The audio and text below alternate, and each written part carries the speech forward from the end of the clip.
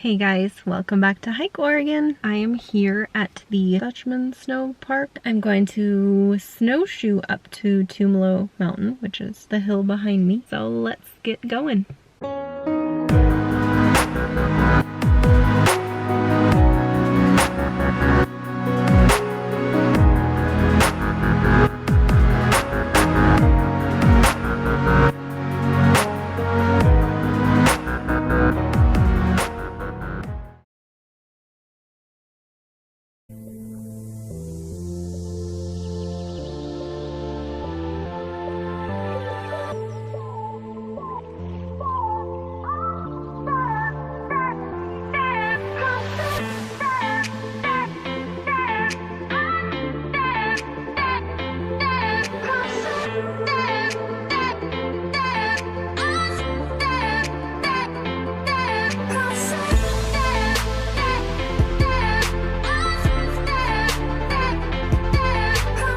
The drive was so beautiful, I almost got emotional because I just love the mountains and they get me really emotional. So if I cry on this hike, you might see me cry. You've seen me cry before on a hike, so it won't be anything new. But it's really warm, it's like 66 degrees, so the snow will probably be really crappy conditions, but I had to work this morning, so I didn't really have any other choice than to come today. And it's the only nice day of the week, so. And I'm off. It's 3:30, so let's see how long this takes me. It's already steep. I just hope there's a trail that other people have paved the whole way, because I'm a little scared to cross country yet, considering I'm by myself. Oh, I'm already out of breath. That's fun. Guys, I really gotta get in shape. This is ridiculous. That's Mount Bachelor. So I've gone less than a mile, but I'm nowhere near the trail, like the actual trail. So I think it looks like we're just going straight up. So it may not actually be 2 miles to the top because we're not doing all the switchbacks. This snow is like the worst quality. It's so slushy it almost feels like fresh wet powder. It's really awful.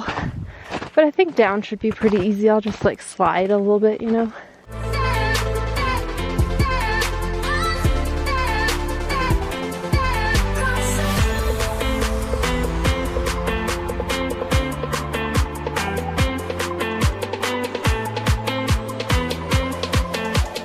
Well, I passed some people, so I feel like I can't rest too long because they might catch up with me.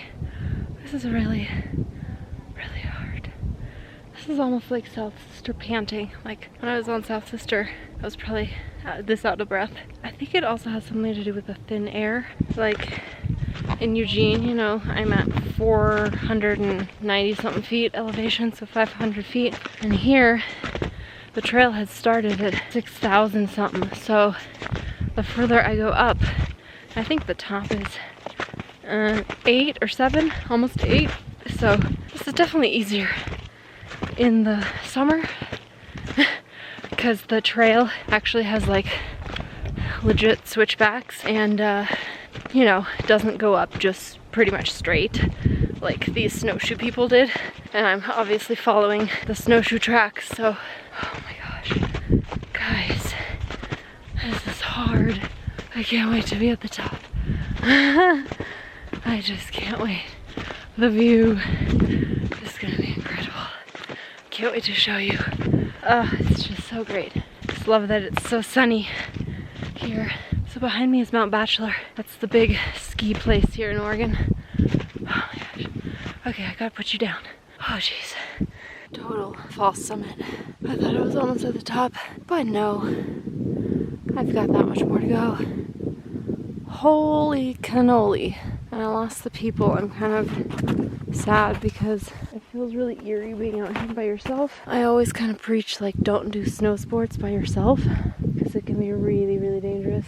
I mean, it can be deadly, really. So I might wait a little bit, see if they come up behind me, but it looks like the lakes are thawing, which is fun. It's good news. Oh, that's a parking lot. Ha! I thought that was a lake. But there are cracks in the ice on Elk Lake over there. So we have Broken Top, Middle Sister, and a little bit of North Sister behind, and then South Sister. So beautiful. so close to the mountains. Just can't like believe this. And people here are so confident in the snow. I just saw a skier who was coming up here. I am just like absolutely terrified of snow. Maybe because like the first couple experiences I had snowshoeing, I like had really bad experiences, so now I'm like scarred. I'm like really terrified. Tell me guys, how does this exist? This spider is walking on the snow. How do spiders exist in the snow? I mean, there's like at least 6 to 10 feet of snow up here. How is there a spider? I don't understand it. How does it live? That's the question of the day. How does this thing live and not freeze to death at night? And what the heck does it eat? There's no bugs right now. It's too cold. Snow spider. Sorry about the wind. So that group of people, they're not going up all the way. And I'm at this junction here, if you can see. The trail kind of goes different ways. And I feel like going alone, and it starts getting super steep. So I feel like going alone is not a good idea, just because, you know, I always preach safety, especially in the snow. And I just don't feel like it's a good idea, so I'm gonna turn around. I got to this wonderful viewpoint here and I feel like that's enough. Gonna turn around and head back. I just don't want to risk anything. I think if I was with someone else, I would definitely go up, but going alone I think is dangerous. So I will be turning around. Just took some photos of the mountains and yeah, it's so beautiful.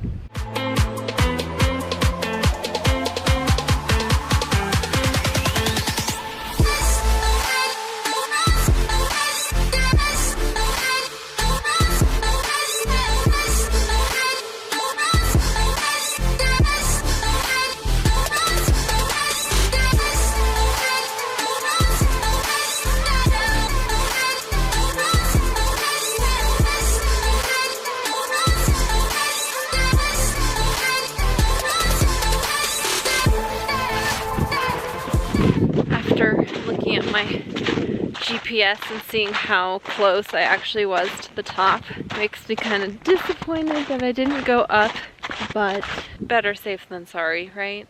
I just really don't ever want someone else to do that, and I try to preach that, so I need to follow my own advice and not do stupid stuff just because I want to get to the top. I got plenty of awesome photos in the spot I was at, so, but yeah, I was like so close. It was just right there, but they just started getting way too steep. Those people were really annoying. It's those types of people that just like go to places like this and then like want to just take a bunch of Instagram pictures. And I mean, I know I post my photos on Instagram, but I take hundreds of photos just for myself that I never even post on Instagram. And I don't ever go to a spot just so I can post something on Instagram. These people had like a little speaker going and like blaring their music and screaming really loud, and I don't know, just kind of annoying. Don't be one of those people, please. But other than that, it was really quiet up here. No one else up here. Now I'm headed back down.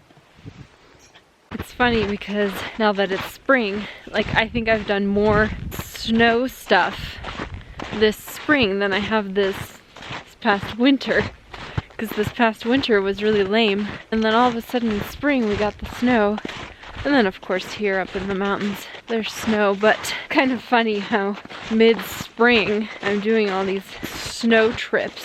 So guys, another tip for hiking, I guess in the mountains in general, in the backcountry, if you're doing any sort of snow stuff, while it was 66 degrees at the car and I was like really hot climbing this mountain, because you get sweaty doing whatever you're doing, you then cool down a lot faster. So keep that in mind. Always take a bunch of layers. I only have, well, I have 2. I technically have my rain layer too. So I have 3 layers. Yeah, always take layers, because I got so cold up there. I don't know if you can see my hands.